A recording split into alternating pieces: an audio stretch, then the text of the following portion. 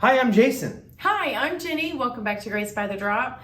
Today we're going to be going over the attributes, assets, and liabilities of a servant. What does it mean? What does it look like? What are the responsibilities, which is a big one that I always stick on? And what type of heart do you have to be a servant? Stay tuned.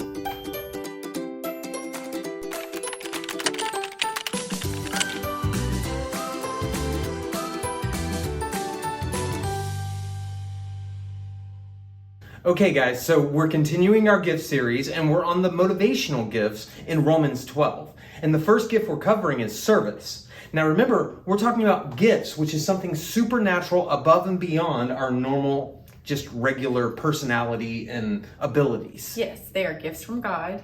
They can be given and taken away and provided as needed. Right. Which is super great. One of the things I want to go over first, honestly, is about a servant's heart. A servant's heart really is just, in any service, any area of gifting, since we're starting out, we want to cover this briefly. But having a servant's heart is humbling yourself to do something that normally you wouldn't do, or that you're even unsure of doing in the moment.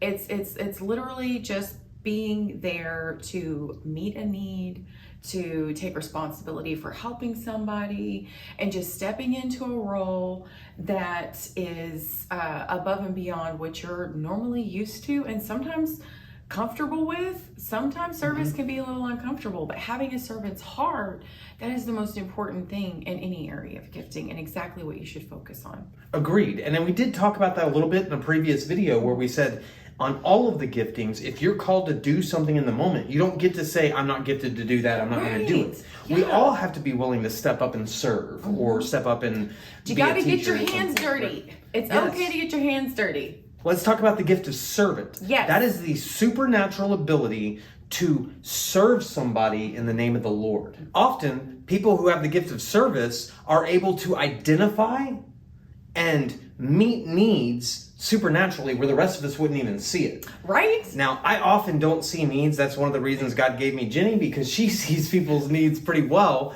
and we're able to fill those needs.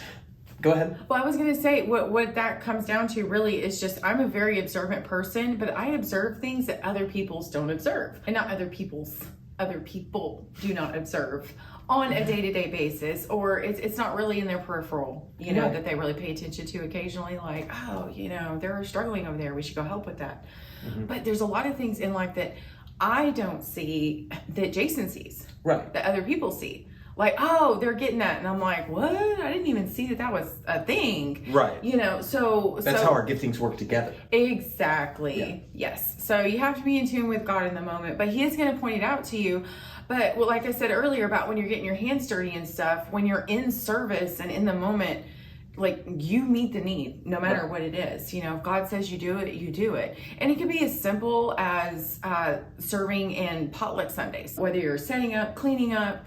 It could be greeting at the door on a Sunday, because a greeter at the door, their job is no more or less important or vital in the body of Christ, especially on a Sunday morning, than what the teacher does in the pulpit. We can tell you about churches who absolutely have succeeded because of their greeters. Yes, and we have witnessed many people on a regular basis serving in a greeter position. And that's good, because when someone new is coming in, they've got familiarity and they're like, oh, hey. And so they don't feel like there's a new person every single time. Right. So when you're serving in your area of gifting, you need to serve in it for a season. Sometimes, yes, service can be for a season, and then you can move to a different ministry. There's some churches that work that way. Another attribute of the gift of service is that the people who have that gift don't only notice the need for for people to be served, but also they come up with inventive and innovative ways to serve those Oh my people. gosh, I know, right? To use the resources of the church to fulfill the needs of the people. Yes. There's some things that I've seen that I'm just like, oh, I didn't even thought of that. That's a great idea. So let's talk now about some of the assets of the gift of service. Yes. People with the gift of service get things done. Right. That's what I'm talking about. Yeah. They do the work. And another asset is that they often find joy in doing what the rest of us think are mundane. Right. Or those little details that need to be taken care of within the work. Exactly. And I have been told before, like, don't get lost in the details. Well, you know, the enemy works in the details, but guess what? I love working in the details because sometimes it's the little things that I focus on that I notice other people do for me. And whether they notice it or not, I don't care. But there are times where I have occasionally gotten to see, like, sowing a seed or doing something small for someone else that they were just like, thank you. And I'm like, well, you're welcome. And to me, it's not a big deal. But to them, it means everything. It's merely the fact of the thing that happened or the help you gave them.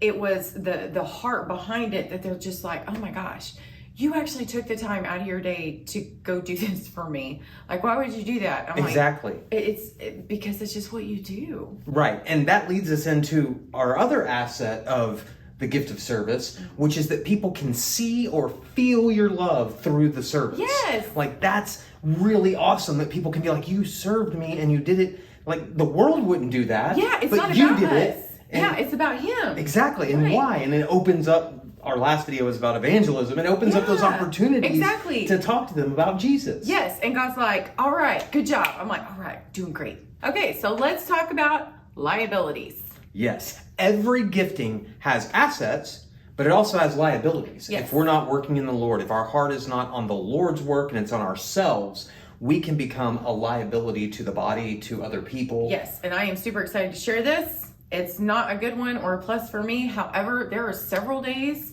I love helping people. Trust me, I love it, love it. However, there have been days in my life, many days or seasons in our life where I'm just like, oh gosh, okay. I really don't want to do that right now, but okay. And then after I do it, I'm like, oh, you're right, God, that's what I needed. Because it wasn't just about them, it was about me. But in my not doing what he called me to do or meeting that need for that person, that's problematic, because they're not getting their need met.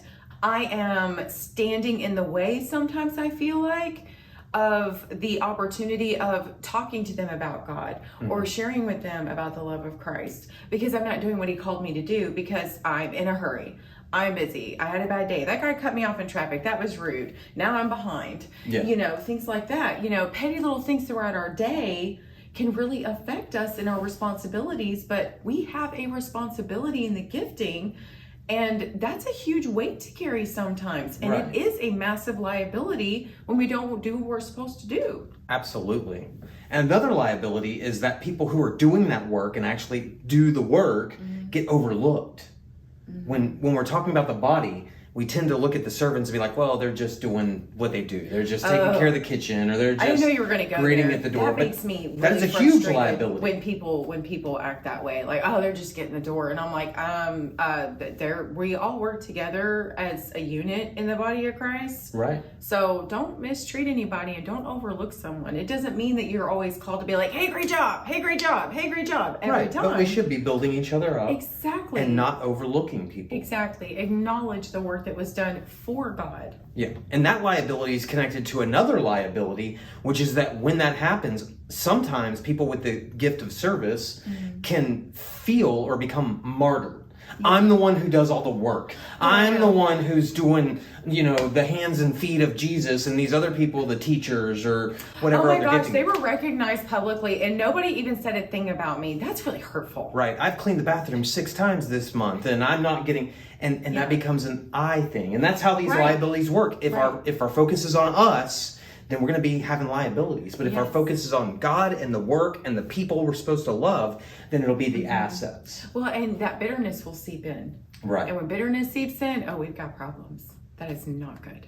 Another really interesting liability about this gifting service is that sometimes people with the gift of service can focus so much on service that they don't recognize the need for other giftings in the work of the ministry. So they're thinking, I got to do, when maybe that person needs the gift of mercy and someone just to be there with them and just to love them. And we'll talk about that on another video. Or maybe they need teaching, or maybe they need giving, like they actually need to be given something.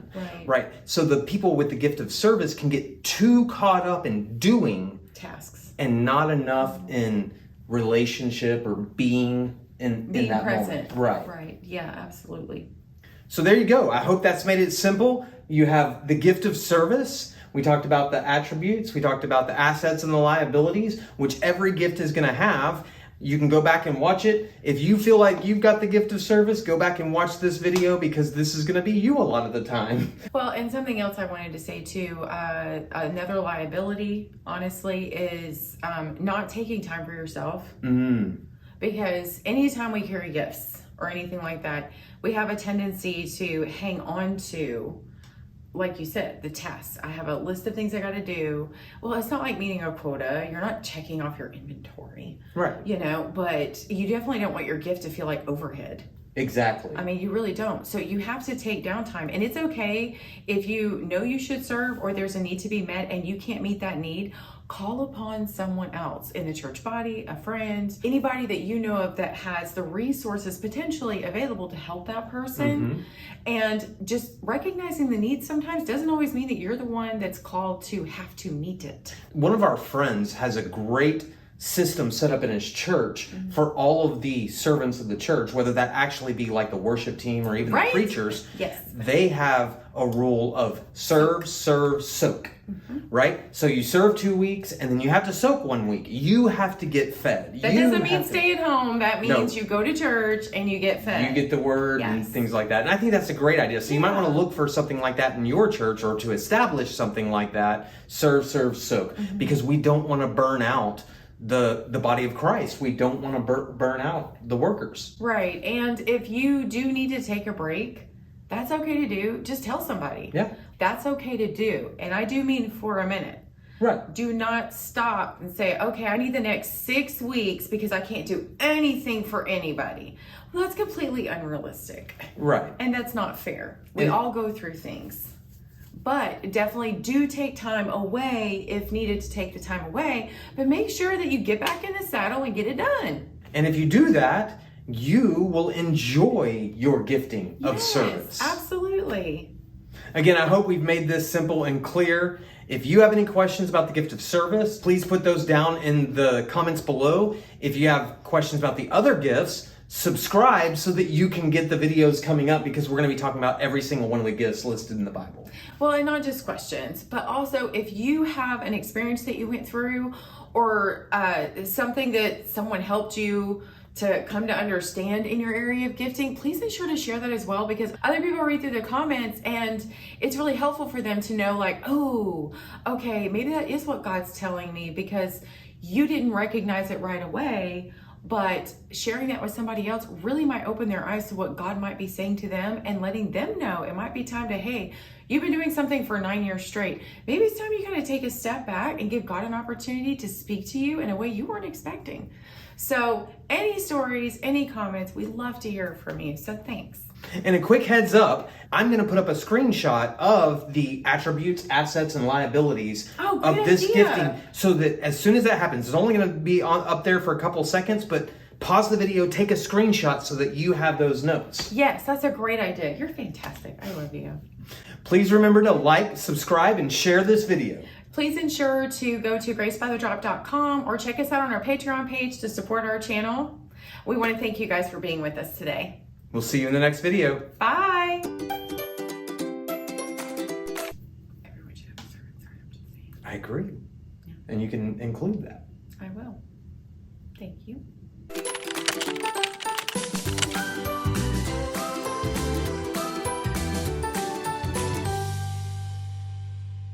That was an innovative statement. Other people read through the comments and stuff. Comments? So guys, we're going to... So guys, we're continuing our gift series and we're talking about the motivation. What are you doing? I made a face while you were talking. Okay, are you done playing? Yes. Okay. We haven't done this in a while. I know. I love it.